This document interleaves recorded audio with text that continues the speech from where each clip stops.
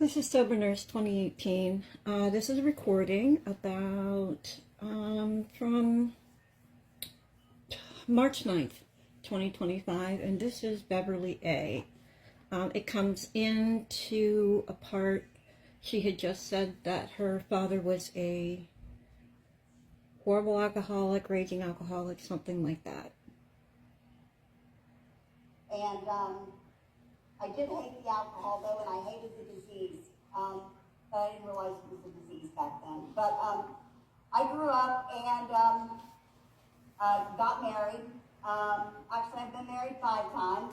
I don't do good with marriages. I don't do good with intimate relationships of that sort. But I became a nurse. I had 2 children. I graduated from nursing school when my kids were, I believe they were about 4 and 10, 4 and 9, something like that. And I was working as a nurse. And when I was in high school, I never really did drugs, or I never really drank that much. I'm older than most of you, so I don't know if you guys remember Quaaludes. If any of you remembers those. I did take those a couple times, and I remember I really liked the way that they made me feel. But I was working as a nurse, and I had a terrible headache one day, and I took a Vicodin out of the medication cart. And I went home that night, and I bathed the kids, I did laundry, I cleaned the house.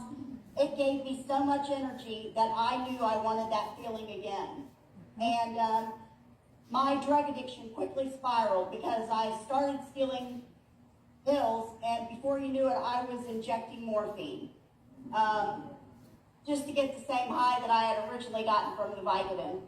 I ended up losing my nursing license, and then I had to turn to other drugs, to street drugs, because I couldn't get the pharmaceuticals anymore.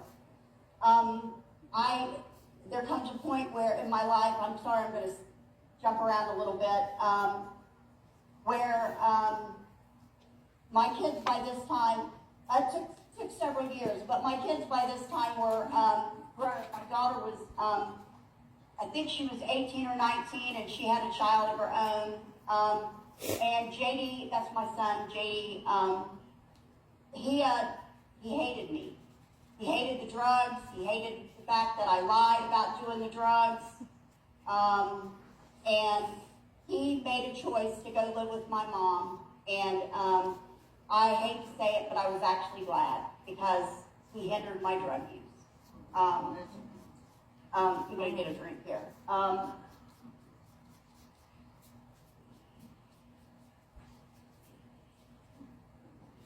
But my drug use completely took over everything.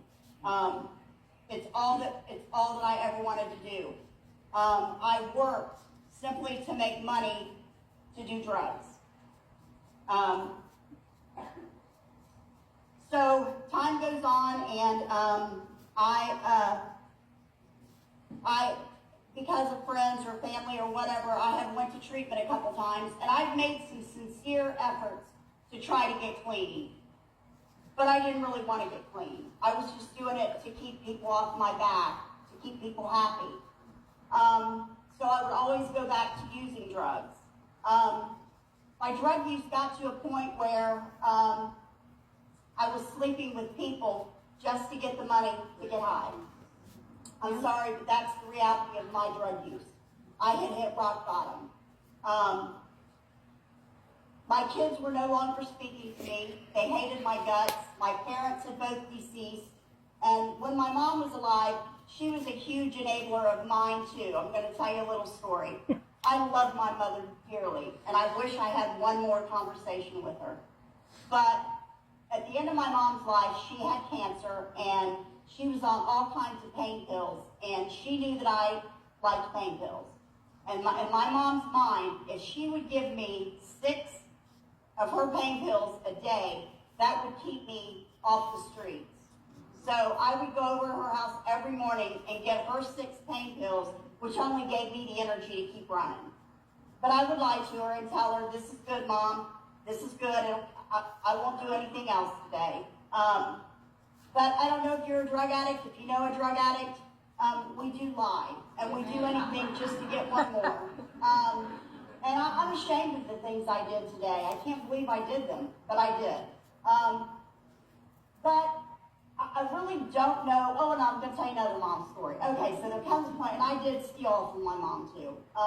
So there came a point where my brother and my sister called my mom, and they changed the locks on her house so that Beverly couldn't get in anymore. And my mom called me and said, come over to the house. There's something taped underneath the lawn chair on the front porch for you. But if you tell your brother and sister that I gave it to you, I'll deny it. Well, it was the key to the new lock. It's, Mom, I'm trying, and it's like I was so glad that they locked me out because I would go over and steal her pain meds. And she had cancer, and I thought I needed them more than she did. But I got right back in. Anyways, so I wish that I knew what it was that made me want to stop and get clean. Because if I knew what it was, I am a drug addict and I always think in pill form, I would bottle it and sell it. But I don't know. I do think I know. For me, I had lost everything. I had lost everything. I was literally living out of my car, which the bank was trying to repossess. I had nothing. My kids weren't speaking to me. My brother and sister were no longer speaking to me. I had nothing. And there's this little clubhouse in Middletown called Traditions Clubhouse. I don't know if any of you know of it or if any of you have been there. But when I did have periods of sobriety or tried to have periods of sobriety, that's where I went to meetings. And I remember I called one of the guys down there one day and I said, if I don't quit getting high, I'm going to die. And he told me about this place in Falmouth, Kentucky. It was a care unit. They don't have them anymore. They closed them. But you could go down there, and he called and he said, they said if you go down there, they'll give you a bed. So I drove my little car down there to Falmouth, Kentucky, and I got there and I went in and I told them who I was, and I had a different last name then because I've had several different last names because I've been married 5 times and I took each one of their names. But I went down there and I sat in their lobby and they said, if you really want this, the bed won't be available until 9 p.m. tonight. If you stay until 9 p.m., the bed will be yours. And I remember sitting in that lobby and the nurses were really good. They came out and they gave me a little dinner tray and they kept checking on me. And I was a mess, y'all. I was a mess. I was crying. Part of me wanted to leave and say just one more day of getting high, but I knew I had come that far and I was bound and determined. I just wanted, I wanted peace of mind. So I went into that treatment program, and that's the two things I wanted most out of recovery. Number one was peace of mind. I wanted to lose the obsession to quit getting high because that's all I thought about. And I don't know if you're a drug addict like this drug addict, but I got up in the morning thinking about it, and when I was in active use, I would buy enough drugs or get enough drugs. Maybe I didn't buy them all the time, but I would think I would have enough drugs because this is what I wanted to do in my mind. Have enough drugs to get me through the day and then enough to get up and use so that I could get on the run. But every time I did that, I used everything I had before I went to sleep. I could never accomplish my goals. So, but anyways, I went to this treatment center in Falmouth, Kentucky, and there was they had a church service every Sunday and Wednesday, and this guy came in, and he had a little guy that played a guitar with him, and they came in, and I was in treatment, and I needed the Lord, and I would go in there, and I would go to every church service, Sunday and Wednesday, twice a week. And back then, I want you to think about this, sober living homes are very prevalent today. And you don't usually have to pay money up front to get into one, or at least the ones I know of, you don't. But back then, I'm talking 10 years ago, there was one sober living in Covington, Kentucky, and it was ran by a place called Mental Health of America, and you had to have $385 before they would give you a bed. I didn't have a dime. I didn't have a dime to my name. And I remember I called my sister and I told her, I can get into this sober living home if you'll help me get in it, but I need $385. And she said, Beverly, I'll write a check to them for half of the amount, but if you want this, you'll figure out how to get the other half. I mean, it might have well been $1 million to me, because I didn't know how I was going to get that $100 and whatever dollars it was. I didn't have it, and nobody was speaking to me. But remember I said there was a little church service every Sunday and Wednesday, and this pastor said, if anything's on your heart, share it. And I just told him, and you know, and everybody was like, oh, you'll get the money, it'll work out, you'll get the money, you'll get into that sober living. And I was going to discharge the very next day. And I had this check that my sister had mailed me to Mental Health of America, but I didn't have the other half of that money. And I was fretting, because at this time, I had been there for about 3 weeks. I wasn't going to use. I knew no matter what, I was done. 2 things I wanted most from recovery. Number one was peace of mind. I wanted to lose the obsession to use. And the second thing I wanted back was my family. I wanted my kids to talk to me again. I wanted to be a mom again. And I wanted my brother and sister to respect me and love me. I'm sorry. So I'm getting out the next day. I've got half the money. I'm in the group room, or you know how treatment centers are. We're hanging out, and I feel like I've got the weight of the world on my shoulders because I don't have that money. And there's a call over the intercom, Beverly, you have a visitor. And I'm thinking, a visitor? Nobody comes to visit me. I don't have any friends. I don't have any family. And it was the pastor of the church. And he said, my wife and I believe in you. Here's the other half of the money. And he gave me cash. Cash to a drug addict. Not a check like my sister had done. And I said, Pastor, I am not going to let you down. This man didn't know me from Adam. He didn't owe me nothing. But he's seen something in me. And there was no way I was going to let this man down. So I went to that sober living, and for 18 months I lived in Covington, Kentucky. Anybody that knows me knows that I have an 859 area code on my phone number. That's because that's where my life started, in Covington, Kentucky. So I've got an 859 Covington phone number. And so I was still legally married to a man at the time. And, he sees how great I'm doing in treatment. And then the sober living. Now, mind you, I've got some time now. I've got about 18 months. I'm doing it.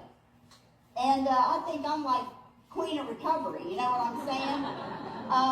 But I'm going to Traditions Club. Not Traditions. I'm sorry. I'm going to the clubhouses down in Covington. And he's calling, and I'm thinking, maybe I could go back to Middletown. Maybe I could go back there. Thanks, Debbie. And I have to leave the sober living. I've been there for 18 months. They're like, your time's up. You got to do something. So I go back, and I'm speaking to my daughter a little bit on the phone. She doesn't trust me, but she's at least accepting my calls. I'm not speaking to my son at all. He won't take my calls. I don't know what he's doing. I know he's in school. I'm getting little bits of information from my daughter, but he was done with my lying ass. Sorry, there it goes. So I come back to Middletown, and I move in with my 5th husband, and I'm there for about a week. And if you're a drug addict, you're going to know how huge this is. I know within 1 week, if I speak to that man again, I'm going to get high. That is how much I hated him. So I called my daughter, and I said, if I don't get out of this house, I'm going to get high. She goes, well, we're going to get you an apartment. So we found this little, I don't know if any of you know anything about Middletown, but I found a little ghetto apartment on the corner of Casper and Grimes. They called the area the Skillet. I thought it was because everybody was fried down there, but my daughter told me that if you fly over it with an airplane, that neighborhood is shaped like a skillet. But I'm going to go with my view bet, with my opinion bet. What I say it is better. Because I bought lots of drugs in that neighborhood, and I was so serious about my recovery that when anybody, I guess when I got this apartment, it at one time had been a trap house. And people were constantly knocking on the door asking for Tony. Sorry, Tony, no offense. And I said, Tony doesn't live here. I don't do drugs. If you don't get off my porch, I'm calling the police. Something had changed, and I don't know if it was that this was the first time I had legitimately not done drugs in a while, and around this time, I didn't think about getting high every day. I still thought a lot about it, but not every day.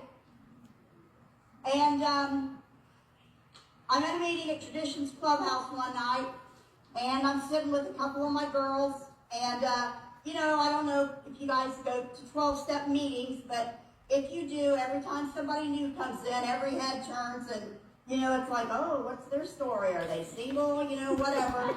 So, sorry, I'm still human.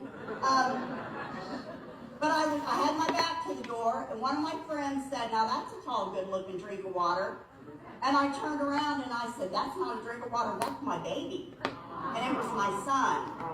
And when JD was little, and I told you I had periods where I would try to get clean, and I would stay clean, sometimes for a month, sometimes for 3 months. And we would go to 12-step meetings. And I'm going to tell you a little story. I'm kind of breaking it a little bit, but JD was about 12 years old, and we were at a 12-step meeting, Narcotics Anonymous in Dayton, Ohio, and it was a Friday night meeting, and every Friday, this guy named Ron would come in, and he would say, hi, my name's Ron, I'm an addict, I got high and shit my pants again. And everybody would go, thanks for sharing, Ron. So one night, JD, we went to that Friday night meeting, I think we were going every Friday. So one night, Ron stands up and does that, and everybody's clapping, and JD raises his hand, and he says, Mr. Chairman, can I say something? And the chairman goes, sure, son. And JD goes, Mr. Ron, I think if you quit doing heroin, you'd quit shitting your pants. Which is true. And I don't know why that made him crap himself, but that's what he said. So, anyways, so JD walks into this meeting, and I walk up, and I hug him, and I said, what are you doing here? And he said, oh, I don't know, I just thought I'd take in a meeting, and of course we start laughing, and he said, can we talk after the meeting? And I went, yeah, of course. And let me back up for a minute. So, JD wrote a book. It's called Hillbilly Elegy. And I'm still not getting high, but my daughter calls me and she says, Mom, JD wrote a book, and it's on the bestsellers list, and he's flying us all out to New York for a big party for him. And I said, is he flying me too? And she said, no, Mom, he doesn't want you there. And I think I've got about 18 months, 2 years clean, and I called my sponsor, and I said, okay, oh, sorry, God, I'm so sorry. I'm doing all this stuff. All I pray for is peace of mind of my kids and my brother and my sister, and he won't even speak to me. And my sponsor said, Bev, this might get as good as it gets. Are you going to use over this? And that really hit me. Because for a minute I thought, am I? Because I'm not getting everything that I'm asking for from God. You know what I'm saying? But I thought about it, and I thought, no, I'm not, because my life is good. I've got a job. I've paid off that little car that I was hiding from. I've got a ghetto apartment that I love because it's mine. You know, my daughter is speaking to me. I get to babysit my grandkids, my older grandkids sometimes. You know, life's pretty good. I'm not trading it in. And so,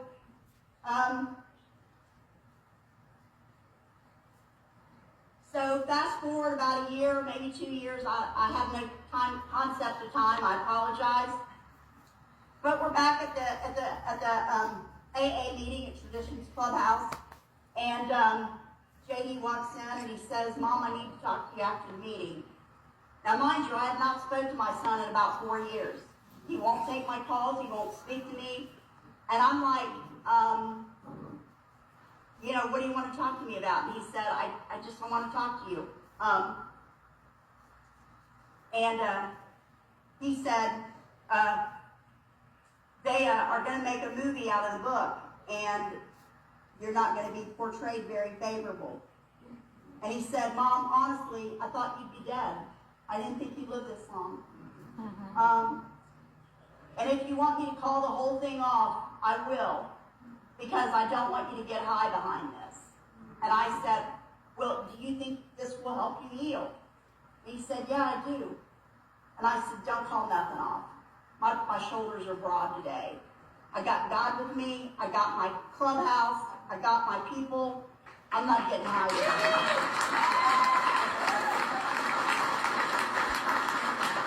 But something happened. I don't know what happened that night, but something happened, because we are hillbillies, and we went to Waffle House, which is one of our favorite restaurants, and we ate, and we laughed, and we talked about things, and it was a really good night. And I went home, and I felt really good. And I'm not sure what happened. I don't know. Maybe he's seen that I was really doing the deal. I don't know. But I praise God for it. And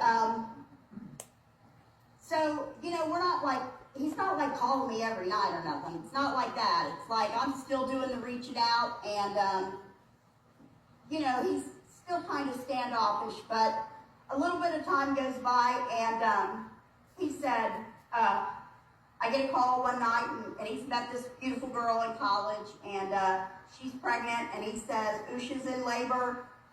Do you want to come up and be here when the baby's born?" They were living in Columbus, Ohio at the time. And I said, "Absolutely." So I go to Columbus, and we're all at the hospital. You know, and then he comes out to the waiting room, and he says, "The baby's not going to be born tonight, so why don't you guys all go get a motel room, and I'll call you when it happens." And I remember Usha's parents were there, and they went to get a hotel room, and my daughter was there with a couple of her kids, and they went to get a hotel room, and I'm going to go get a hotel room. And Janie goes, "Mom, when you go to my house and let the dogs out and take the trash out, and just stay there." And I'm thinking, that's what you'd ask your mom to do. You know, like, he's handing me a key to his house that I've never been to, with dogs that I've never met, but hell yeah, I'm going. And I did. And it's like, I did. Because that's what you ask your mom to do. You know what I'm saying? And I know that doesn't seem huge, but if your kids haven't spoken to you, and you're the one they asked to do that for them, it touched my heart. Anyways, the next day, he called at about 6 a.m. You know, he's coming, so we all rushed back to the hospital.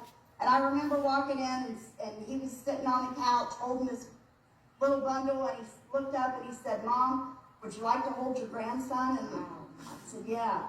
And we're sitting there, and I honestly think that when he looked at that little boy and he realized that no matter what, the love of a parent for their child is unconditional. No matter what they do, for the rest of their lives. I love my kids unconditionally. And and I said, this is what I wanted out of recovery. I got peace of mind, and now I've got my kids back. Amen. And so now I think I'm going to try to go back and get that nursing license back that I screwed up so bad. The Ohio Board of Nursing is tough. They're very, one of my friends calls them restrictive. I call them punitive. Because I know a bunch of people in recovery who are social workers, and they don't seem to have any trouble getting their licenses reinstated. But nurses, we got to jump through hoops. Long story short, I did get my nursing license.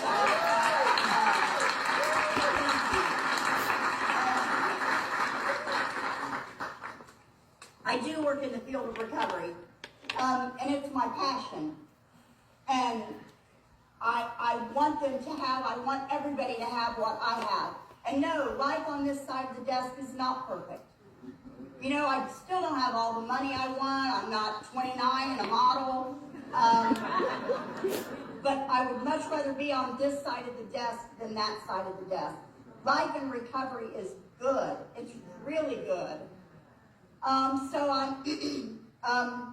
Now remember, this is a kid that didn't speak to me for 4 years.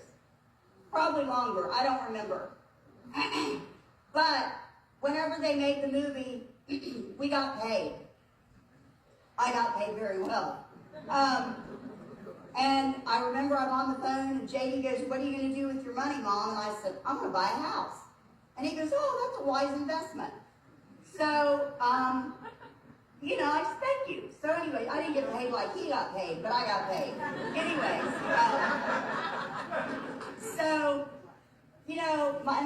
I'm like telling my kids, like, oh, I found this little house there, and it sits on an acre, and they're going, Mom, you don't need an acre of land. You're not young anymore. Who's going to mow it for you? Well, me. Oh, Mom, you're so unrealistic. So my daughter calls me one day, and she says, Mom, there's this condo I really want you to go see. And it's like a condo. That's just like a friggin' apartment. I don't want a condo. But I'm walking through it, and it is beautiful. And I'm like, oh, I love it. And we're walking around, and it's me and my daughter. And my first clue that something was wrong should have been when she was able to know the code to that little realtor lock and get right in, because she's not a realtor. But we're walking around, and then the door, and I'm harassing her about it. Well, then we hear the doorbell, and Lindsay's my daughter, and Lindsay goes, I wonder who that could be. And I said, probably the police, because you broke in here. But you're going down for this, not me, sis. So we answer the door, and it's my son. And Lindsay and him, their eyes meet, and Lindsay says, she loves it. And JD hands me keys. And he said, I bought it for you.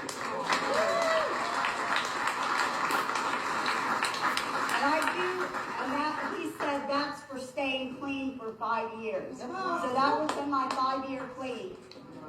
And so I told him back then, you're going to have to really come up with something good for 10. Because I got a house, what are you going to give me for 10? A yacht? I don't know. Anyway,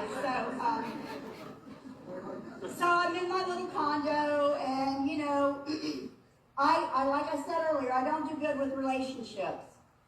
But, I got lonely. And excuse me, so my sponsor said, get a dog. So I said, okay, I'll get a dog.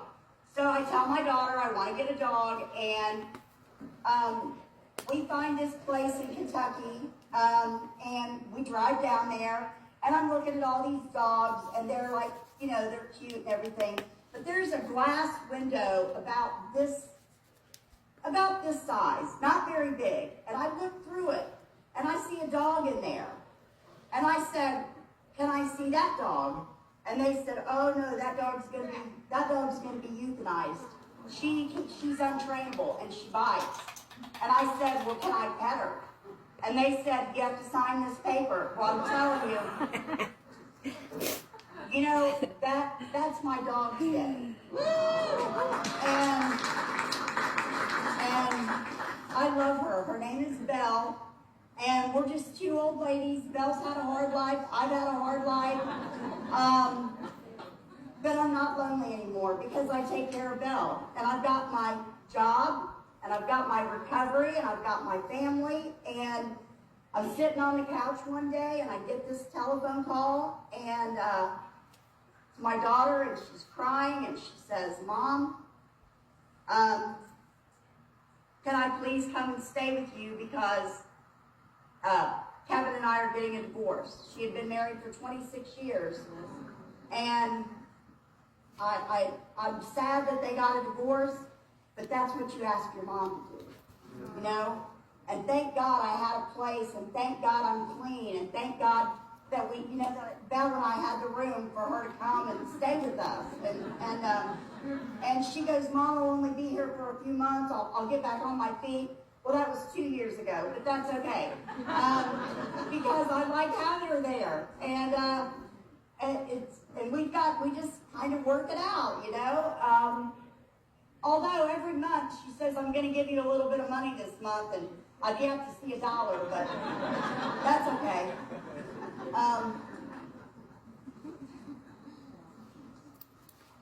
But so you guys probably know my son is the vice president, and you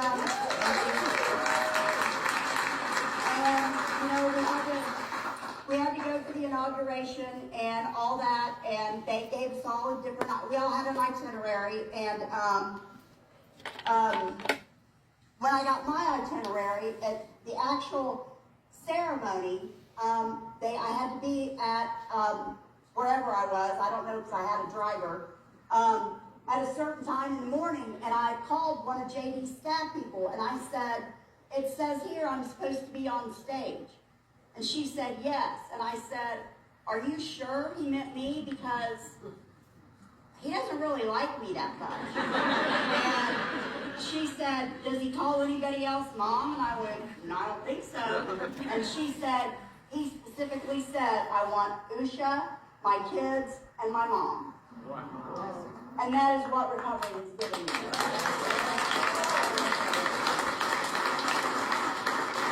And like I said before, I don't know what made me finally want to stop. I truly don't. I think for me, my bottom was really low. I had lost everything. I had my drug friends, but they weren't really friends. They just wanted to get high themselves.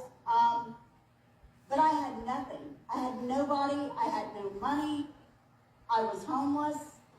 I literally was sleeping around just to get one more high.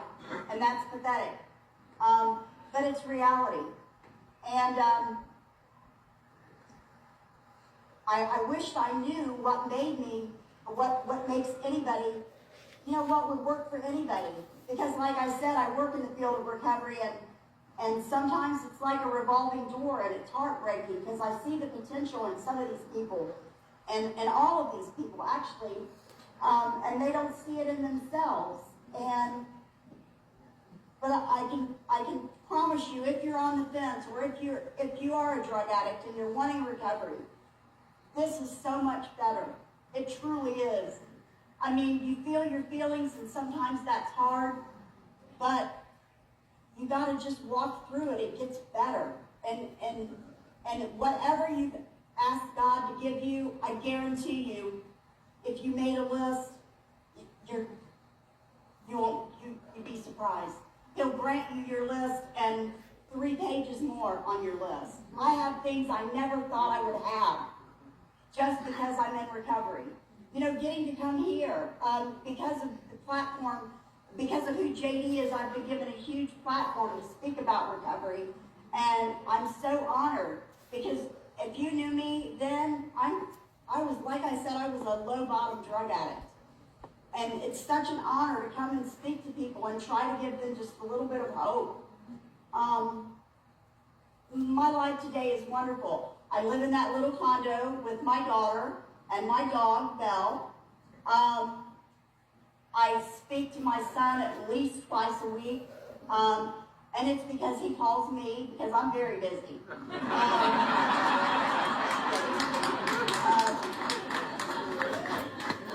You know, one more thing.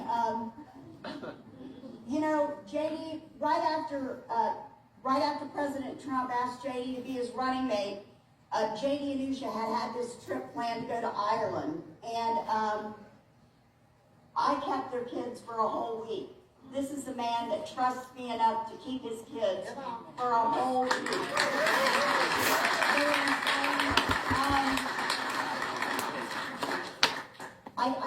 I can't tell you about the blessings of recovery. There's so many, and I don't really know what else. I don't know, but if you're thinking about stopping, please stop. You know, we've got tons of treatment centers around here, and they're all very good. And sober livings are, you know, they're very easy to get into today. And I recommend that you try a different way of life if you're in active addiction. And if you're in recovery, stay strong. It's going to be tough some days, but just don't pick up. If you don't put it in your hand, you can't get high. Push through. Talk to somebody. Pray. God's always there. Reach out to another addict. They'll help you get through it. I love you all. My name's Beverly. Thanks for listening.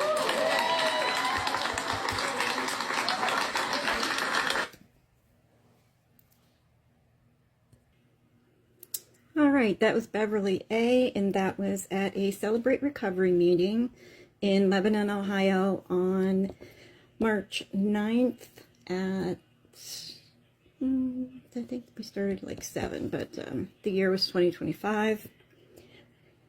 I got a lot out of that meeting, and I'm very thankful that I went. It was actually, this time was my second time listening to that.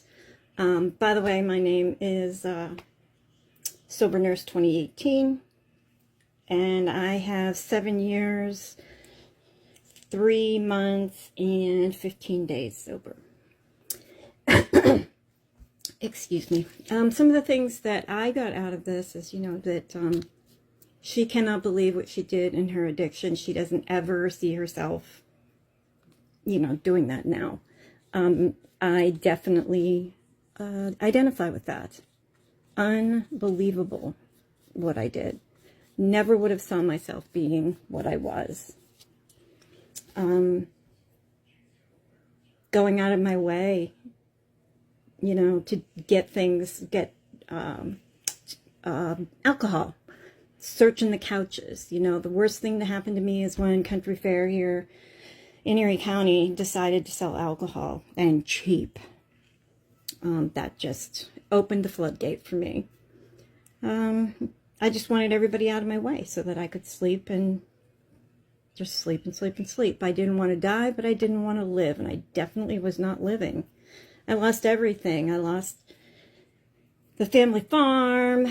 That is a whole other story that's absolutely ludicrous and unbelievable how all that happened. But God knows me, and He knows that I'm hard-headed, and unless He just does things for me, I don't give up, give out, or give in. I lost my family, my kids. I have 5 children. Nobody was speaking to me. My oldest son had me 302'd and/or Baker acted a couple of times. I wouldn't be here today if it wasn't for him. I stole pills from my sister and my mom. I stole 1 or 2 from my little brother. Not proud of any of that, but that's what I did. I've never done illicit drugs.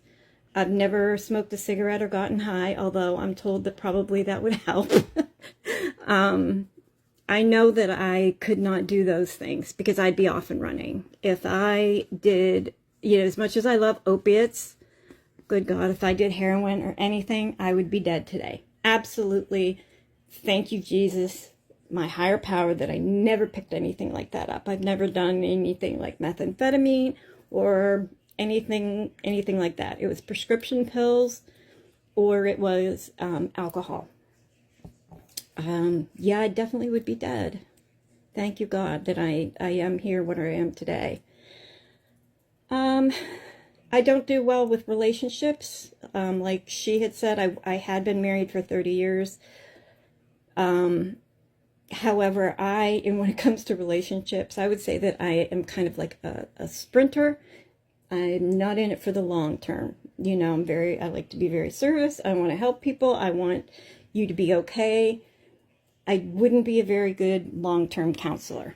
I just, I'm a lot like my dad. My dad is in recovery and an alcoholic, and he would be, say, did that feel good? It's time to get sober.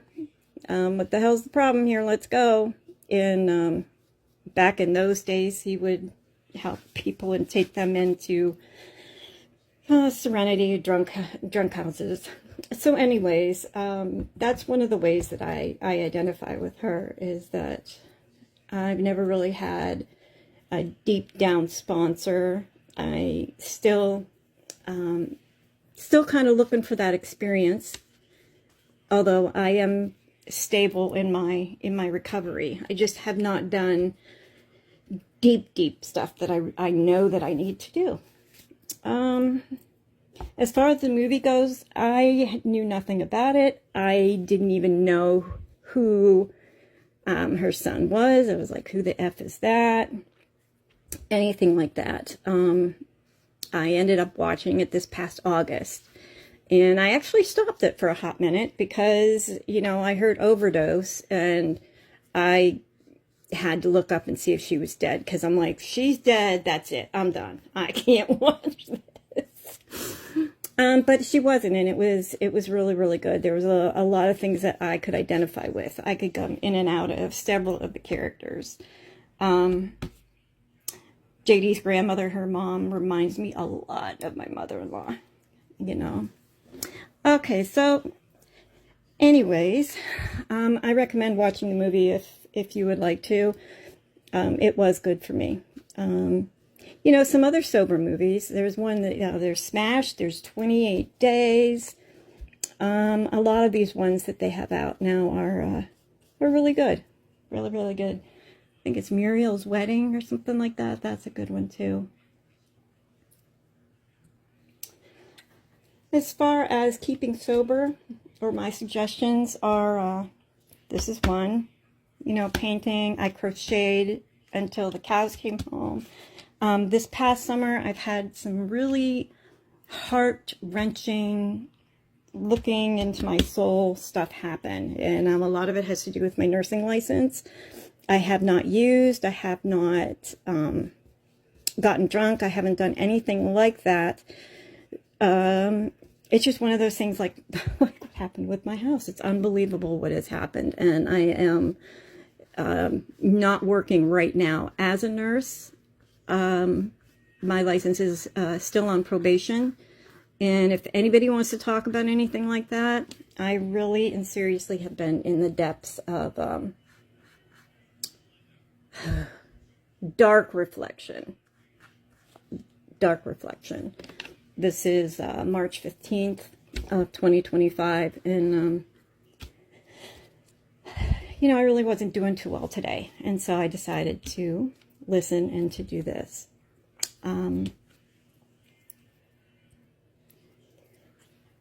Sobriety comes 10 minutes at a time, guys. At first, especially, don't pick up the first whatever it is. Stay out of those places. I know that it's easier said than done, but good Lord, if I did it, anyone can do it. But 10 minutes at a time, 24 hours a day, or one day at a time was difficult for me. When I was in rehab, my mother had wrote me a letter, and so this here, is her handwriting at the bottom of that letter, one day at a time. And I took that and had it done, and two of my girls have had it put on to them too. But it is one day at a time. My spirit guide animal is the camel. The camel goes down on its knees, to drink, and I can go down on my knees to pray. an animal can go a camel can go a long time without drinking. And that's just one of the things that's about that. There's a whole poem about it. I'll share it in a different video. So anyway, I hope this wasn't too choppy for everybody. It's 10 minutes at a time, and we can get through this. We can get through this. If anybody is having difficulty with their state boards of nursing, or has gone through a bunch of bull crap, please get a hold of me. Please get a hold of me. Right now I'm kind of in a lonely area of my life, and I feel I'm navigating this alone. So if you want to email me, it's Josie Bucati, JosieBuckatti @gmail.com. And I guess that's it. Thank you very much. Again, thank you, Beverly, for your experience, strength, and hope. And everybody take care. My ending line is, if nothing changes, nothing changes.